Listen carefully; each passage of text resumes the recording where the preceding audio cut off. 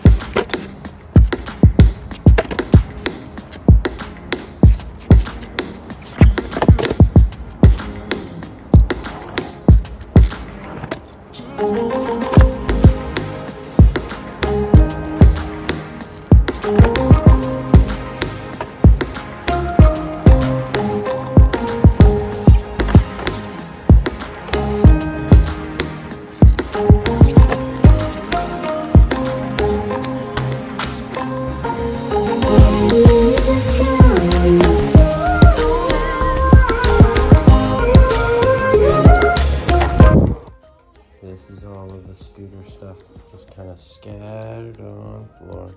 I tried to make this big one. May not look big to you, but it's big to me. I tried to make this one as street by putting on the 110 wheels, bigger deck, and the STS clamp.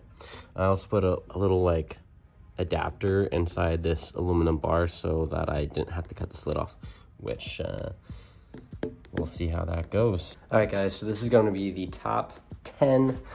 I wish I could show you 10 fingers, but I can't. Top 10 tips that I have to learn tricks on your longboard. All right, so tip number 1 is actually to lighten your setup. Sometimes if you're riding with just a really heavy board, it's kind of hard to get a rotation down, maybe like a flip, or to pick it up. So to lighten your setup, one thing you can do is change your wheels. Now you can get a physically smaller wheel. Another thing that you can do is use a bigger wheel like you might have had already and just get the lower durometer. So sometimes you have an extra wheel, maybe you bought a complete. Often those come with a lower durometer like an 80A wheel, in which case slap those guys on there and it'll be a little bit less weight than maybe like your harder durometer wheels. All right, so tip number 2 is actually going to be a lower degree base plate. Typically you're going to use a lower degree base plate for going faster, and the standard is a 50-degree base plate.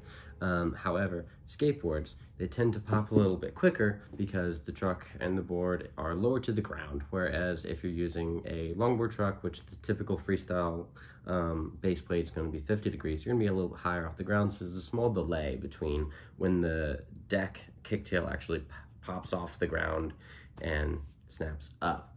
So if you want to snap a little bit quicker, lower the degree of your base plate. The way that I explain this is if you have a base plate that is like this, say this is 50 degrees, and you step on the kicktail, it's gonna tip less, whereas if it is 43 degrees, it might be like this. So you're gonna have a little bit more leverage over the tip on the kicktail. Also, typically, aside from the new Paris V3s, typically the base plates, when they are a low degree, are also physically lower to the ground as well. In which case, lower, quicker, snap off the ground. Yeah.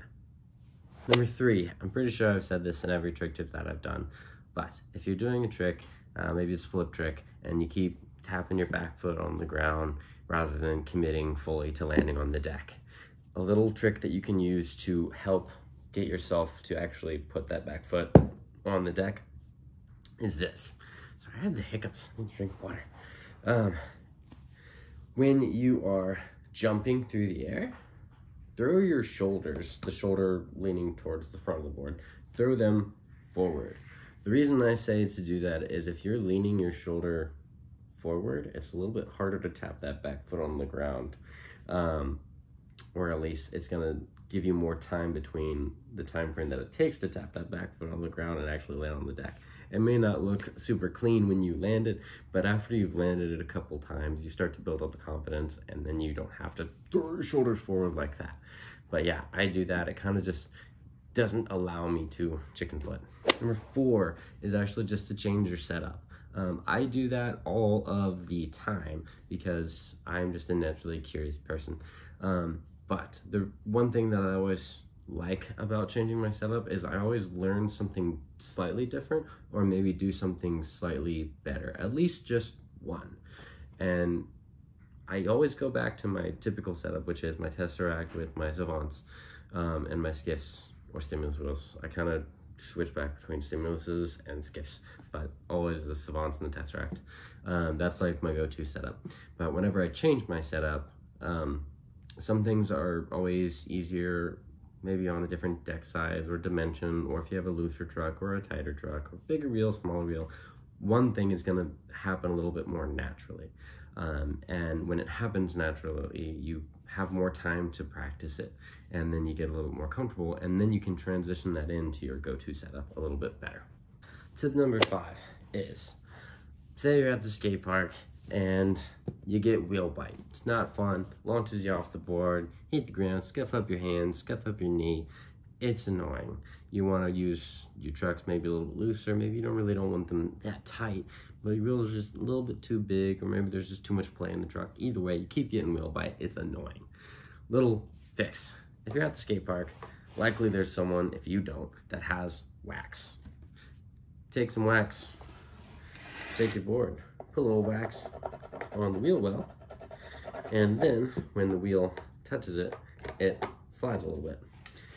Number 6, that's wrong, 6, yeah, is to wear gloves. Now, typically, if you're a longboarder, you're pretty familiar with freeride gloves, slide gloves, yeah.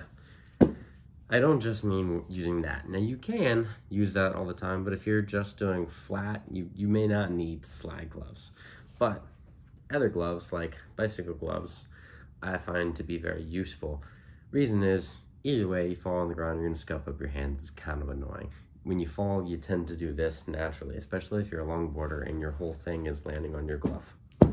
You do it naturally. So if you wear gloves, even if you're doing flat, you're just gonna save yourself from scuffing up your hands. 7, yeah, 7. Make sure your setup is dialed. You can hear this. The trucks are a little bit loose. Yeah, so I just need to tighten that up and make sure it is fine. Yeah, if your setup is loose, it's gonna take a little bit of your confidence away, especially if you're going down a hill and you hear that something is loose. I might even bail right then and there.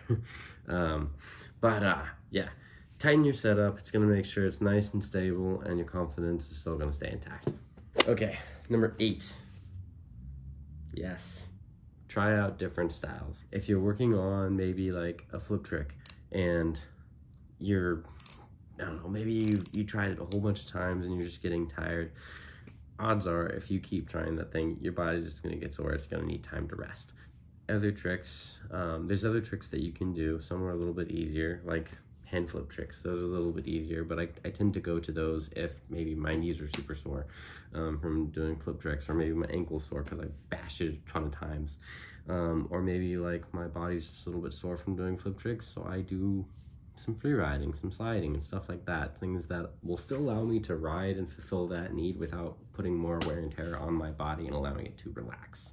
So yeah, try out different styles. Don't be afraid to try other sports either. I started doing bigger jumps because I picked up a kid's scooter at the skate park and jumped off of a staircase. So yeah, that's really it. Okay, last one, guys, number 10. This one's pretty important. 9 times out of 10, if you're doing a free riding-esque type of trick, speed is the answer to what you're having trouble with, or the reason it's so hard. Usually speed is gonna fix it. However, if you're trying to learn something new and you need to go faster, that just makes it almost twice as intimidating. So typically downhill setups have a little bit tighter trucks and maybe a little bit grippier wheels. So something that I like to do is put on a carvier setup, maybe a 50-degree base plate, a little bit carvier bushings, and then either smaller or harder wheels. And then I just practice it flat and just try to get the motion down. Yeah, I keep doing that until I'm confident in the motion. And then when you do it on your board, you're doing a little bit faster, keep that confidence. Don't second guess yourself, just go right into it and you'll get it. All right, guys, that's pretty much it. Those are the tips that I use to help me progress in my skating and everything else. As always, like, comment, and subscribe, and I'll catch you in the next video. Later.